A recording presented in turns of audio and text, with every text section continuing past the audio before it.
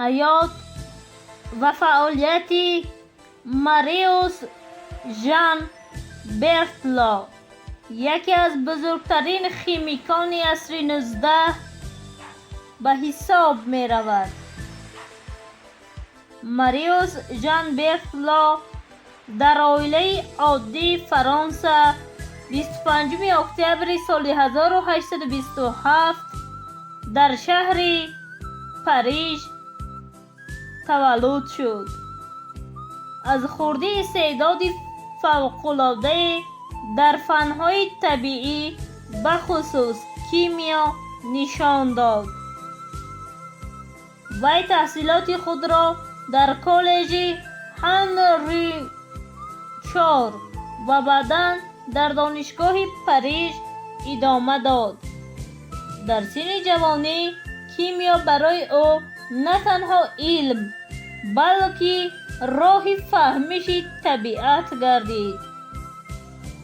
برتلا یکی از پیشروان کیمیای سنتتیکی و ترموشیمیا بود.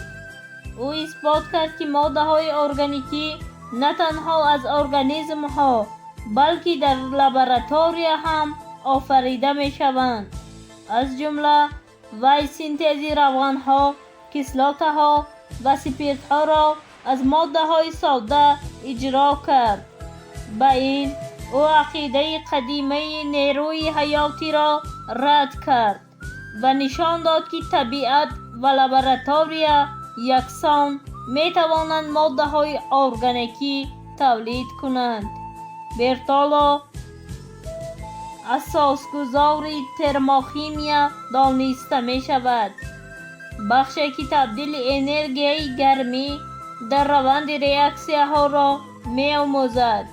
او قانون و محافظت انرژی را به کیمیا تطبیق کرد و در حسابکنی انتالپی و گرمای ریاکسیه ها سهم کلان گذاشت. عضو اکادمیای علم‌های فرانسه شد. وزیر و سیاستمدار فعال در زمان جمهوری سیوم فرانسه بود.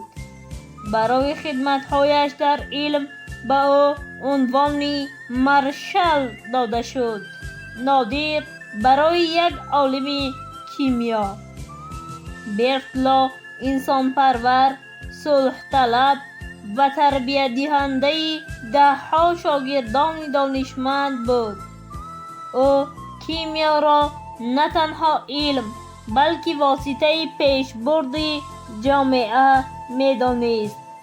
ماریوس برتلا سال 1907 25 مارت وفات کرد. همزمان با همسرش و حکومت فرانسه جسدهای هر دویشان را با افتخار در پانتئون پاریژ نزد بزرگترین فرزندان ملت به خاک سپارید. ماریوس ژان برتلا کیمیا را از علم‌های محدود به فن عمومی بشری تبدیل داد. او نشان داد که انسان می تواند طبیعت را بفهمد، آن را تقلید کند و در راه آبادی انسانیت استفاده برد.